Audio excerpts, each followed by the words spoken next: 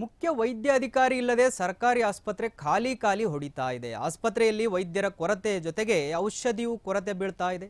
ಬಾಗಲಕೋಟೆಯ ಸಂದಾಯ ತಾಲೂಕು ಆಸ್ಪತ್ರೆಯ ಅಧೋಗತಿ ಆಗಿ ಹೋಗಿದೆ. ಇವಾಗ ಮುಖ್ಯ ವೈದ್ಯಾಧಿಕಾರಿ ಇಲ್ಲದೆ ಸರ್ಕಾರಿ ಆಸ್ಪತ್ರೆ ಖಾಲಿ ಖಾಲಿ ಹೊಡಿತಾ ಇರತಕ್ಕಂಥದ್ದು. ಆಸ್ಪತ್ರೆಯಲ್ಲಿ ವೈದ್ಯರ ಕೊರತೆ ಜೊತೆಗೆ ಔಷಧಿಯೂ ಕೊರತೆ ಕೂಡ ಎದ್ದು ಕಾಣ್ತಾ ಇದೆ. ಬಾಗಲಕೋಟೆಯ ಸಂದಾಯ ತಾಲೂಕು ಆಸ್ಪತ್ರೆ ಅಧೋಗತಿಯಾಗಿ ಹೋಗಿದೆ.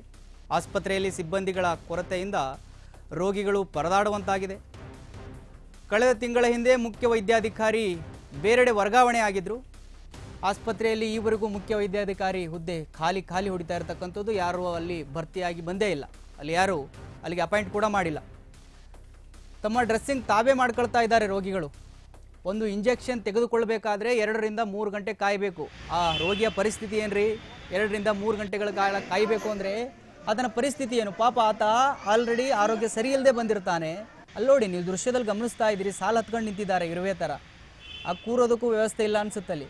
ಔಷಧಿ ಕೊರತೆ ಆಗ್ತಾ ಇದೆ, ಡಾಕ್ಟರ್ಸ್ಗಳ ಕೊರತೆ ಆಗ್ತಾ ಇದೆ. ಈ ಥರ ಆದರೆ ಆಸ್ಪತ್ರೆ ಬಡವರ ಗತಿ ಏನಂತ ಹೇಳಿ? ಆಸ್ಪತ್ರೆಗೆ ಬಡವ ರೋಗಿಗಳು ಆಸ್ಪತ್ರೆಗೆ ಬರ್ತಾರೆ, ಆರೋಗ್ಯ ಸರಿ ಮಾಡ್ಕೋಬೇಕು ಅಂತ ಹೇಳಿ. ಅಲ್ಲ, ವೈದ್ಯಾಧಿಕಾರಿ ಇಲ್ಲ, ಕರೆಕ್ಟಾಗಿ ಡಾಕ್ಟರ್ಸ್ ಇಲ್ಲ, ಕರೆಕ್ಟಾಗಿ ಸಿಬ್ಬಂದಿ ಸ್ಪಂದಿಸೋದಿಲ್ಲ. ಬಹಳ ಗೌರ್ಮೆಂಟ್ ಹಾಸ್ಪಿಟಲ್ಗಳ ಪರಿಸ್ಥಿತಿ ಇದೇ ಆಗ್ತಾ ಇದೆ ರಾಜ್ಯದಲ್ಲಿ. ಇದು ಬಾಗಲಕೋಟೆಯಲ್ಲಿ ಆಗಿರ್ತಕ್ಕಂಥದ್ದು ನೋಡ್ತಾ ಇದ್ದೀರಿ ನೀವು ದೃಶ್ಯದಲ್ಲಿ.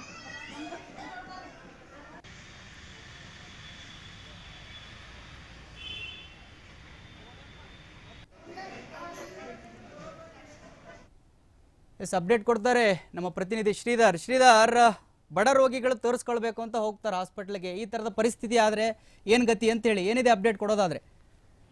ಹಾ ಮಾದೇವ್, ಇನ್ನು ಬಾಗಲಕೋಟೆ ಜಿಲ್ಲೆಯ ರಬಕೈಬನಾಡು ತಾಲೂಕಿನ ತಾಲೂಕು ಆಸ್ಪತ್ರೆಯಲ್ಲಿ ಕಳೆದ 1 ತಿಂಗಳ ಹಿಂದೆನೆ ಮುಖ್ಯ ವೈದ್ಯಾಧಿಕಾರಿ ವರ್ಗಾವಣೆ ಆಗಿದ್ದಾರೆ.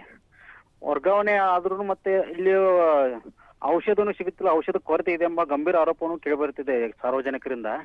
ದಿನನಿತ್ಯ ಬರುವ 100 ರೋಗಿಗಳು ಮತ್ತು ವೈದ್ಯಾಧಿಕಾರಿ ಮತ್ತು ಔಷಧ ಕೊರತೆಯಿಂದ ದಿನನಿತ್ಯ ಪರದಾಡುವಂತ ಪರಿಸ್ಥಿತಿ ನಿರ್ಮಾಣವಾಗಿದೆ. ಈಗ ಇಲ್ಲಿಯ ಜನರು ಮುಖ್ಯ ವೈದ್ಯಾಧಿಕಾರಿಯನ್ನು ಆದಷ್ಟು ಬೇಗ ನೇಮಿಸಿ ಮತ್ತು ಆಸ್ಪತ್ರೆಗೆ ಅಗತ್ಯ ಇರುವಂತ ಔಷಧಿಯನ್ನು ಪೂರೈಸಬೇಕೆಂದು ಸರ್ಕಾರಕ್ಕೆ ಒತ್ತಾಯಿಸಿದ್ದಾರೆ. ಓಕೆ, ಥ್ಯಾಂಕ್ ಯು ಶ್ರೀಧರ್, ನಿಮ್ಮೆಲ್ಲ ಮಾಹಿತಿಗಾಗಿ.